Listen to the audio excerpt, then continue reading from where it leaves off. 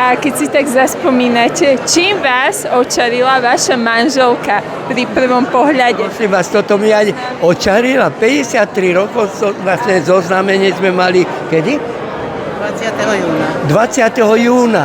To je úžasné, nie? No tak to bol veľký boj.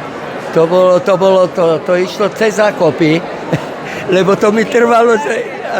Tak ja už som sa divil, že takéhoto človeka, ako som ja, že nie ako dobrého, ale takého fogla, takého bláznivého, že vedela dať do jedného rámečka takého pekného, ustlala ho tam a tak bude to u nás matriarchát a ten funguje, máme krásne vnútra, tam máme nádherné deti, študované a ja som šťastný, že ju mám, lebo ja ju nedám za nič na svete.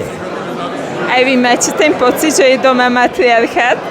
No, musí mať, lebo on bol taký, no teraz už nie, ale predtým to bol jak vták ohnivák. stále z domu preč.